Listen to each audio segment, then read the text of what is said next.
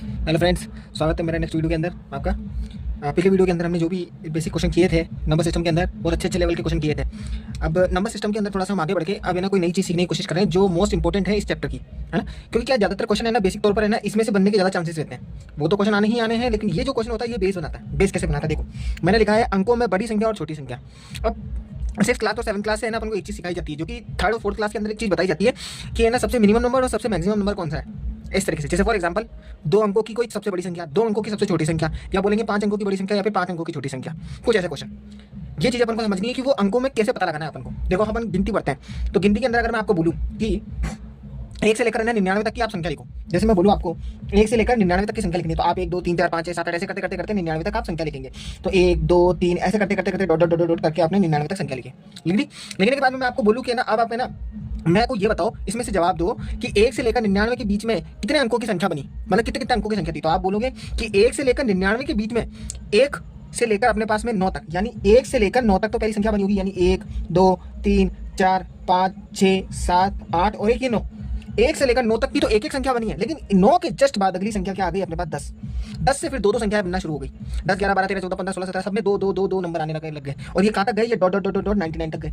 ठीक है, तो मेरा पहला क्वेश्चन यही था कि 1 से लेकर 99 के बीच में टोटल 2 नंबरों की संख्या वो कौन सी है और कितनी है। नंबर्स को पूछते भी, काउंट भी करवाते हैं कि कितने नंबर्स हो सकते हैं। तो आपको पता है 1 से लेकर 99 के बीच में बोल रहा है, तो इसका मतलब ये हो गया 1 को काउंट नहीं करना है, 99 को काउंट नहीं करना है। तो टोटल 99 संख्या, 1 से लेकर 99 में से 2 संख्या को काउंट नहीं करना है, तो 2 संख्या हटी, तो 99 में से 2 गई तो कितनी बचेंगी 97। अब 97 में से भी 1 को काउंट तो किया नहीं है। फिर उसके बाद में 97 के बाद में 1 2 3 4 5 6 7 8 संख्या को और माइनस कर दो, तो 97 में से 8 जाएंगे तो बचेंगे अपने पास में 89। तो टोटल 89 नंबर ऐसे होंगे जो दो अंकों से बने होंगे। ये एक मैंने समझाने का तरीका बताया। अब मैं आपसे क्वेश्चन पूछता हूँ, 2 अंकों की सबसे छोटी संख्या कौन सी है।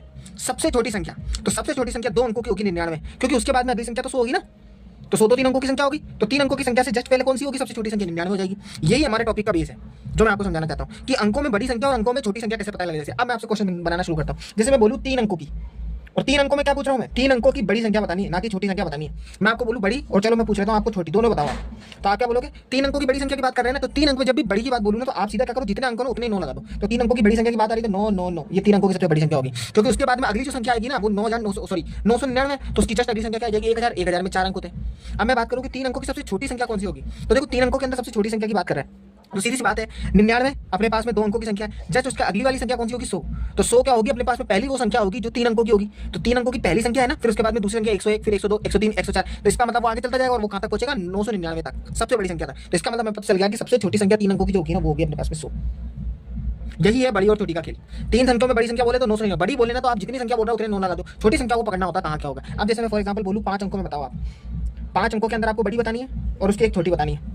सीधी बात है, 5 अंक बोल दी और बड़ी संख्या बोल दी तो आप तो 999 लगा दो, मतलब 99999 999 और 99 लगा दो, लगा दिए 5 अंकों में बड़ी संख्या हो गई। अब उसके बाद में बोलूं छोटी संख्या, तो देखो 5 अंकों में बोल रहा है, तो 5 अंकों में बोल रहा है, इसका मतलब क्या हो गया कि सबसे छोटी संख्या बनानी है 5 अंक में। तो आपको पता है 4 अंकों के अंदर है ना सबसे छोटी संख्या, सबसे बड़ी संख्या कौन सी होती है 9999, 4 बार 9 आ गया। अब 999 का मतलब क्या हुआ 9999 रुपए, उसमें 1 रुपये और जोड़ दोगे तो कितने हो जाएंगे अपने पास में 10,000 रुपए। तो 10,000 के अंदर जीरो कितने होंगे 1 2 3 और 4, यानी 1 2 3 और 4 जीरो तो हो गए, लेकिन एक और जुड़ जाएगा, तो टोटल संख्या तो 5 होगी ना भाई। टोटल संख्या तो 5 होगी, अपन को तो 5 अंकों की सबसे छोटी संख्या ढूंढनी है, तो इसका मतलब 10,000 जो होगी वो 5 अंकों की सबसे छोटी संख्या होगी। ठीक है ना, उसके बाद में फिर आगे चलेंगे अपन, तो सबसे बड़ी संख्या देखेंगे तो 99,999 होगी। 6 अंकों की सबसे बड़ी संख्या देखेंगे तो एक और जुड़ जाएगा, तो वो अपने पास में कितना हो जाएगा, टोटल हो जाएंगे 1 लाख। ठीक है ना, ये मेरे को आपको समझाना था। 3 में ले लो, 5 में ले लो, 8 में ले लो, 9 में ले लो, 10 में ले लो, आपको कुछ भी करना हो। जब भी बड़ी संख्या बोले ना तो जितनी संख्याएं बोल रहे हो उतने तो 9 लगा दो।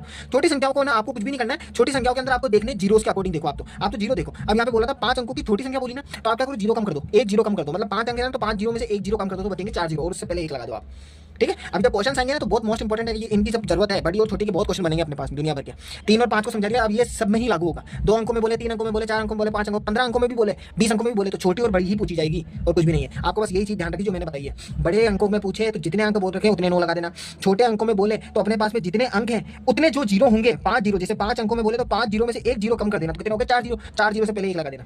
जैसे फॉर एग्जाम्पल जैसे बोले 7 अंक में छोटी बोले, 7 अंकों में छोटी बतानी है, जीरो कितने लगाने अपने पास में 7 जीरो, मतलब 7 जीरो लेना, 7 जीरो में से 1 जीरो कम ले लो, तो 1 2 3 4 5 6 जीरो ले लिए, 6 जीरो लेने के बाद में 1 लगा दो।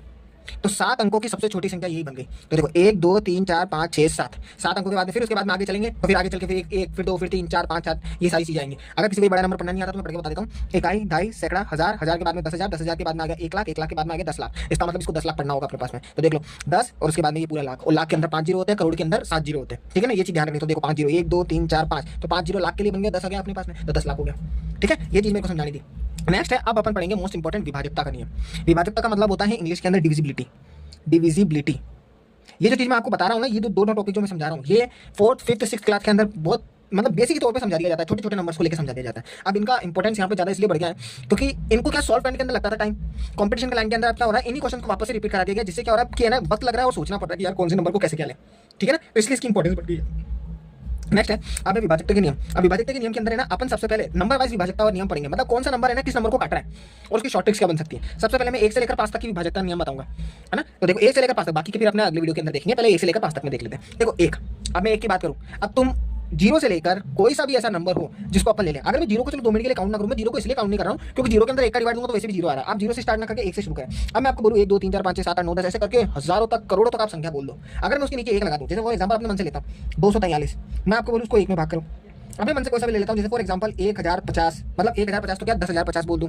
ठीक है, उसके अंदर अगर मैं बोलूं 1 का भाग लगा दूं, जैसे फॉर एग्जांपल 450 हो गया उसमें 1 का भाग लगा दो, जैसे 99 हो गया उसमें 1 का भाग लगा दो, यानी 1,0,0,0,0,0 उसमें 1 का भाग लगा दो। एनीवे कुछ भी लगा दो आप, सब में अगर मैं 1 का भाग लगाऊंगा ना तो आपको पता है आंसर यही आना, यही आना, यही आना, यही आना, यही आना।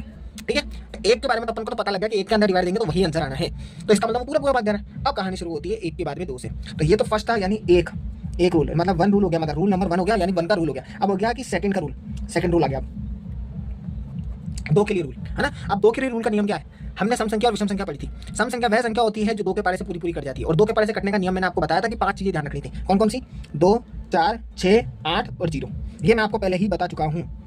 अगर ये लास्ट में किसी भी नंबर के लास्ट में इन पांचों में से कोई एक नंबर दिख जाए तो सीधा बोल देना 2 के पारे से कटेगा। एग्जांपल 2 4 5 9 6, लास्ट में देखो सीधा इकाई अंक देखना है, बस 6 आ रहा है, 6 आ रहा है, इसका मतलब 2 से कटेगा। अगला नंबर जैसे फॉर एग्जांपल 2 4 8 9 7, आखिरी में देखो 7 आया, 7 एक सम संख्या नहीं है, विषम संख्या में आता है, तो ये 2 के बारे में नहीं कटेगा। लेकिन अगर मैं इसमें 6 जोड़ दूं 2 के बारे में कट जाएगा, लेकिन 3 जोड़ दूं तब 2 के बारे में नहीं कटेगा, लेकिन 4 जोड़ दूं तो इसका मतलब 2 के बारे में कटेगा। इनडायरेक्टली आपको पता है इकाई अंक को पकड़ना है बस, और कुछ भी नहीं करना है। 2 के अंदर तो पहले से मैं आपको डिटेल में समझा चुका हूं। अब रूल नंबर आते हैं 3rd पे।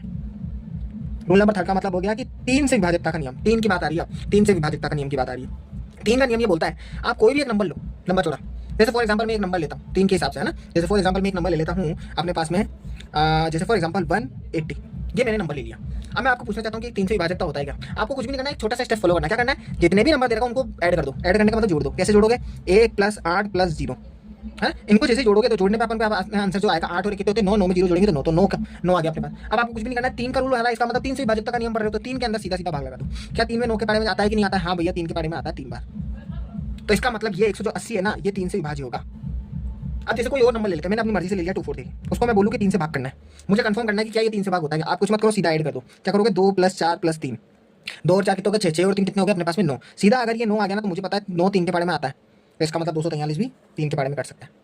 एक और बड़ा क्वेश्चन ले लेते हैं, जैसे 5 2 9 6 8, मैंने अपने मन से लिया है, मैं तो ऐड करके पता लगाऊंगा कि 3 से भाग जाएगा नहीं जाएगा। तो सीधा देखो 5 + 2 + 9 + 6 + 8, ऐड करो इनको, 5 और 2 कितने हो गए 7, 7 में 9 को जोड़ेंगे 16, 16 के अंदर 6 को जोड़ेंगे 22, 22 के बाद में 8 हो जाएंगे 30, तो ये अपने पास में 30 आ गया। और हमें पता है 30 30 के पारे में जाता है, 3 के पारे में तो कितनी बार जाता है 10 बार में जाता है। तो इसका मतलब मैंने जो ये नंबर चुना ना, ये वाला भी बिल्कुल 3 से निकल गया, मन से चुना था ये, तो भी अपने पास में 3 से भाजक हो गया। 3 के विभाजकता का नियम पता लग गया, ठीक है ना। मैंने कोई अपने मन से नंबर लिया था, उस मन से नंबर को लिखने के बाद में लिख दिया, ठीक है। अब मैं पढ़ता हूँ 4th रूल। 4th रूल का मतलब हो गया 4 से विभाजकता का नियम, मतलब 4 के पारे के अंदर कटने वाले। 4th रूल ये बोलता है कि इसके अंदर क्या करना होगा, कोई भी एक नंबर लिखेगा, जैसे 4 2 8 9 6, ये कोई नंबर लिख दिया मैंने अपने मन से, ठीक है। इसका नियम सिर्फ इतना बोलता है, पीछे के इकाई और दहाई, यानी इकाई और दहाई इन 2 नंबर को पकड़ना है आपको, सिर्फ इन 2 नंबर को, मतलब इकाई और दहाई को पकड़ना है। एक और क्वेश्चन ले लेता हूँ जैसे समझाने के तौर पे, जैसे 5 8 9 6 9 9 8, ऐसे नंबर ले लिया मैंने बड़ा छोड़ा। आपको कुछ भी नहीं करना है, इकाई और दहाई को पकड़ना है। ये रहा इकाई और ये रहा दहाई, इन 2 नंबर को पकड़ना है बस पीछे के। आप सीधा इसके अंदर 4 का भाग लगाओ, इसमें भी 4 का भाग लगाओ। अगर 4 का भाग पूरी बार चला गया तो ये पूरा नंबर 4 से कट जाएगा। जैसे देखो मैं 4 के अंदर 96 का भाग लगा रहा हूँ, सीधा वही वाला अपना शॉर्टकट तरीका, 4 एकम 4 4 दूनी 8, 2 बार चला गया, फिर 1 लग गया 16, 4 के पारे में 16 बिल्कुल आता है, तो इसका मतलब ये 4 के पारे में कटेगा। इसको देखते हैं 98, 4 एकम 4 4 दूनी 8, 8 बचने के बाद में 1 बच गया, 1 और 8 18 हो गया। अब 18 4 के पारे में नहीं आता, 16 आता है या फिर 20 आता है, ये नहीं कर सकता 4 के पारे के अंदर।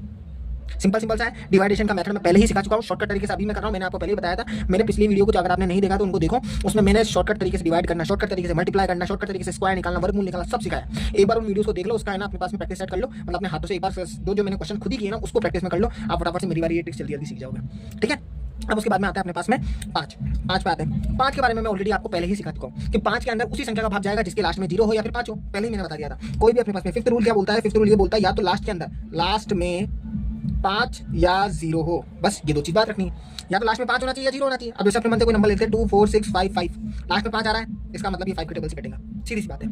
अगर लास्ट में 5 आ गया, इकाई अंक के अंदर 5 आ गया तो 5 से कटेगा। वहीं पे अगर 2 4 9 6 8 0 लिख दिया तो 0 आ रहा है लास्ट के अंदर, तो ये 5 से कटेगा।